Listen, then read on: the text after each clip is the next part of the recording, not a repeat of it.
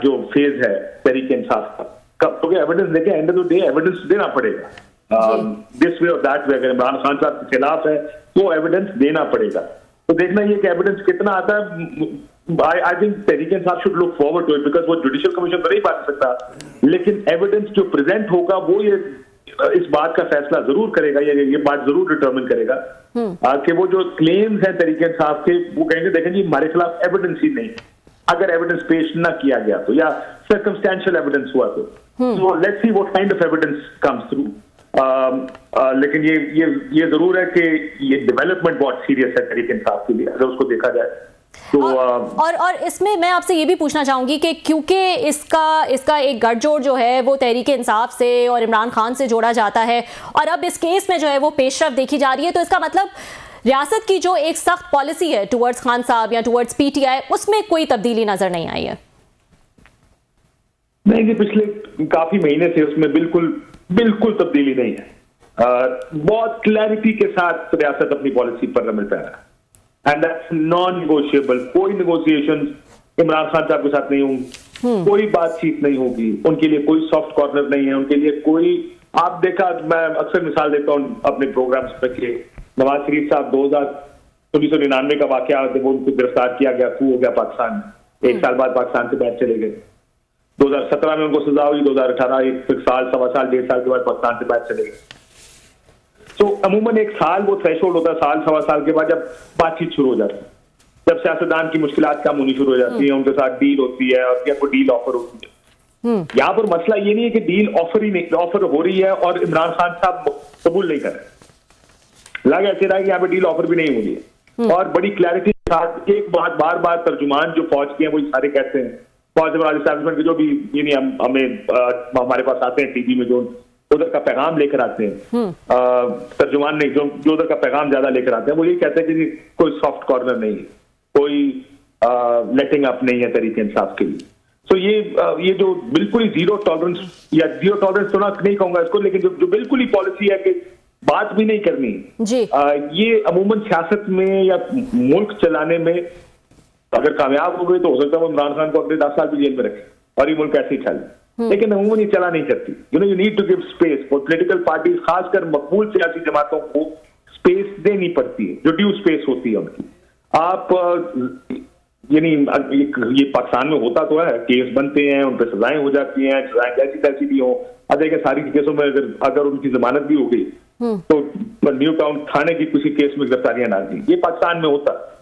Unfortunate है, बड़ी unfortunate बात है कि पाकिस्तान में होता, और हम इसको नॉर्मल कह रहे हैं कि होता नहीं होना चाहिए, लेकिन होता है, जिसमें किसी भी केस में आपको अंदर डाल देंगे। हो सकता है वो 10 साल आपको इन केसेस में अंदर डाल करें, लेकिन ये होना नहीं चाहिए। Democracies do not work like, they work according to some sort of rule of law, कोई कानून के तहत काम होता है। हमारे यहाँ पे बस ताकत का एक निजाम है, वो ताकत का निजाम जब तक ताकत वो डंडा फिरेगा तो फिरता रहेगा। हाँ, लेकिन आपको नहीं लगता काशिफ कि ये मुज़ाकरात का ऑप्शन जो है वो इतने टाइम से था खान साहब के पास, अब जाके जो है ऐसा लगता है कि उसमें कुछ सीरियसनेस नजर आई है कि उन्होंने 5 रुकनी कमेटी जो है वो भी बना दी है, लेकिन अब जब वो सीरियस हुए हैं तो आगे से कोई रिस्पांस जो है वो नहीं आ रहा है। सो थोड़ा सा लेट हो गए हैं वो ये सोचने में कि एक मुज़ाकराती कमेटी बनाई जाए और एक सीरियस टर्म्स पे जो है वो मुज़ाकरात के लिए तैयार हैं। बल्कि उमर अयूब साहब ने तो कह दिया कि इंसान हो या फरिश्ते हों तो हम मुज़ाकरात करने को तैयार हैं, तो ये फ्लेक्सिबिलिटी पहले भी दिखाई जा सकती थी। देखिए, इन्होंने बारहा तहरीक इंसाफ की जानिब से इमरान खान साहब जेल से ये कहते रहे कि हम इस्टेब्लिशमेंट से बात, इस्टेब्लिशमेंट बार बार आके प्रेस कॉन्फ्रेंस में कहती रही कि हम इनके साथ बात नहीं करेंगे, अगर साथ बात करनी है तो सियासतदानों से करें।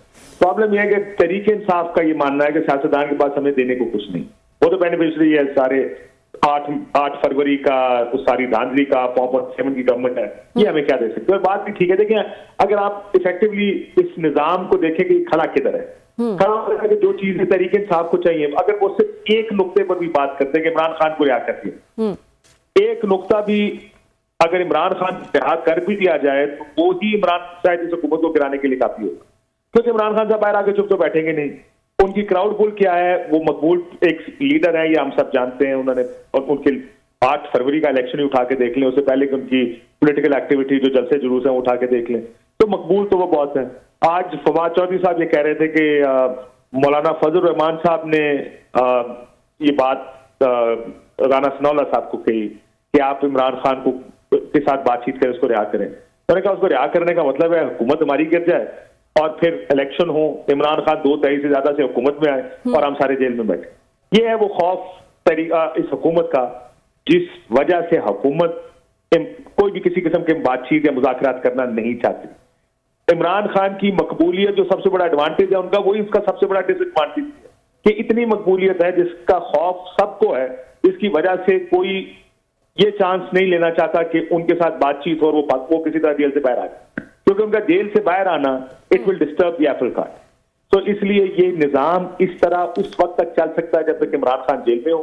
सजा या नौ सजा वो देखें, वो एक अलग बहस है कि वो जेल में कैसा रखा जाए, उनको जबरदस्ती भी जेल में रखा जा सकता है, पाकिस्तान में तो सब होता है, लेकिन ये निजाम सिर्फ उस सूरत में चलेगा जो एक डिस्पेंसेशन बनाई गई 8 फरवरी के बाद, जब इमरान खान जेल में होंगे। और मेरा ख्याल है इसी वजह से उनके साथ कोई बात, इमरान खान का बात करना भी चाहे, लेकिन सियासतदान क्या बात करेगा, क्या दे सकती है तहरीक इंसाफ को हुकूमत या इवन एस्टैब्लिशमेंट। तो इमरान खान एस्टैब्लिशमेंट से पहले भी बात करना चाहते थे। The only thing that has changed now is कि अब ये कह दिया है उन्होंने कि वो सियासतदानों से भी बात करने को तैयार है। ठीक है, मुझे तो ठीक है, ये बताएगा, लेकिन उसके साथ साथ वो सिविल नाफरमानी की तहरीक भी लाना चाहते हैं। इससे पहले 24 नवंबर का जो एहतजाज हुआ वो भी हम सबके सामने था। पहले तो ये कहा जा रहा था कि क्योंकि उनको पता है कि फैज हमीद साहब के हवाले से कोई बड़ी पेशरफ्त होने वाली है, इसलिए जल्दी जल्दी में ये एहतजाज की कॉल जो है वो दी गई, और फिर क्या हुआ वो हम सबके सामने है। अब वो सिविल नाफरमानी की बात कर रहे हैं। ये भी कोई एक कामयाब स्ट्रैटेजी नजर आ रही है आपको कि लोग जो हैं वो पैसे नहीं भेजेंगे या अपने बिल नहीं भरेंगे? क्या लग रहा है आपको? देखिए 2014 में मुझे आज भी वो दिन याद है जब खान साहब ने कहा था एक दफा कंटेनर खड़े होकर कि कल मैं एक ऐसा ऐलान करूंगा कि आप हैरान हो जाएंगे और परेशान हो जाएंगे और सब बदल देगा। और अगले दिन खान साहब ने वो बिल जलाए थे और कहा था कि सिविल नाफरमानी। लेकिन पाकिस्तान में देखो बड़े स्पेसिफिक माहौल में सिविल नाफरमानी काम करती है। हमारे मुल्क में क्या लोग पैसे भेजना छोड़ देंगे? लोग उस रास्ते से पैसे भेजते हैं जो रेमिटेंस पाकिस्तान में आती है, जो उनके लिए सहल तरीन, आसान तरीन और मुनाफा बख्श तरीन होता है, जो उनको सबसे अच्छा एक्सचेंज रेट मिलता है, वो वहीं से आएंगे।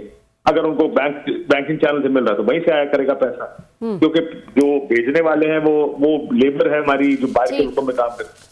लोग अपनी बिजलियां तो नहीं कटवाएंगे, गैस नहीं कटवाएंगे, तो किस तरह कामयाब होगी? Thank you so much Kashif for joining us. वक्त हुआ एक छोटे से ब्रेक का, ब्रेक के बाद हम दोबारा हाजिर होते हैं।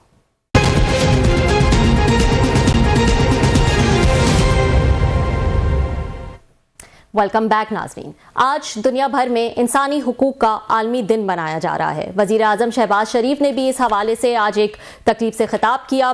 सब इंसानी हुकूक की बात तो करते हैं, लेकिन अमलन कुछ नज़र नहीं आता। पाकिस्तान इंसानी हुकूक की आलमी रैंकिंग में 129वें नंबर पर है। दुनिया ह्यूमन राइट्स के दोहरे मयार से अभी तक बाहर नहीं निकल सकी।